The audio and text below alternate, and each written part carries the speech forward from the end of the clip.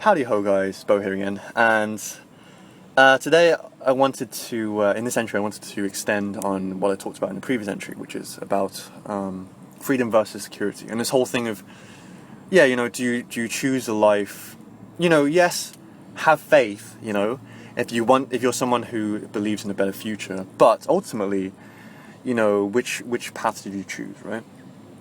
And here I'm going to give you an additional perspective on this, right, that may bias you, that may twist your arm towards freedom. But ultimately it is that change will come for you if you don't go for it, right?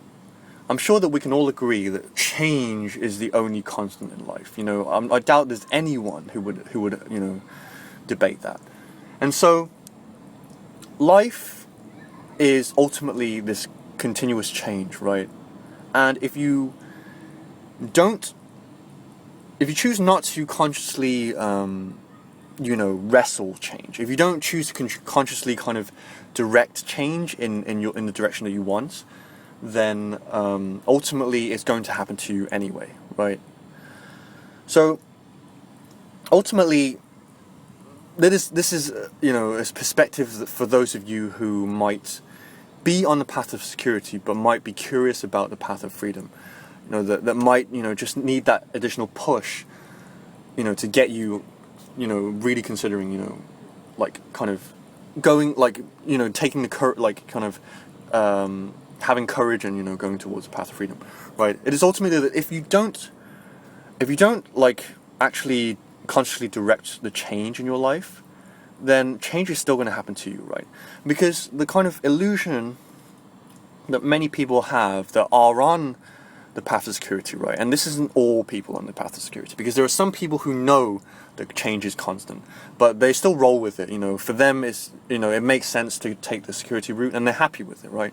But most people who don't have that level of awareness, even, they have this illusion that, they want the path of security because it means no change, right?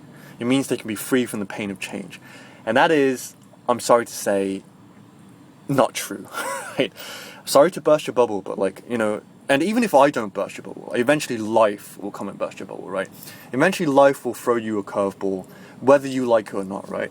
You're going to be going along, just doing your job and being with your family, being with your spouse, everything's fine and dandy. And then suddenly life is going to throw you a curveball, right? You get injured, life-altering disability occurs to you, or something changes in your life that can never be you can never go back to the past. Something is going to happen that's going to force you to change anyway, right? And that is something that even if you don't accept it, it's still going to happen to you, right? And so if this is the case, right, then why not choose a life?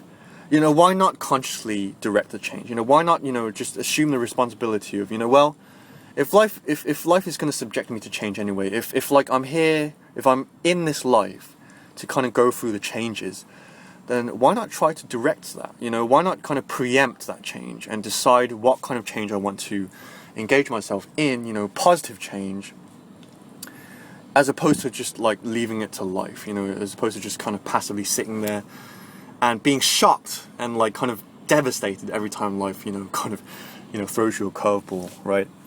So ultimately, that's my message, really. It's quite a brief one.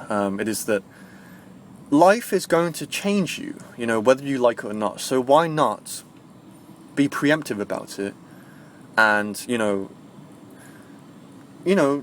direct your own life,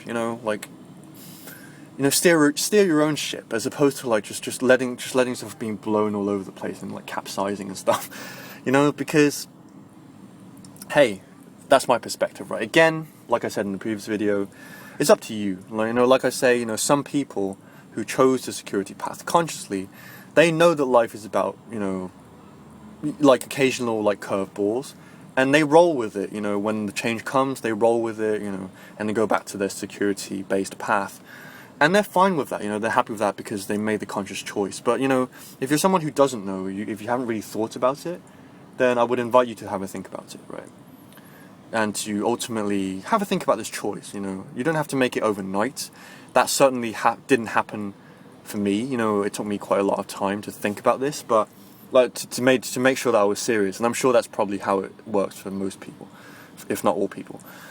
You know, just have a think about it, right? So cool. That was my perspective. I hope it was enlightening, as always, and I will catch you in the next entry. Peace.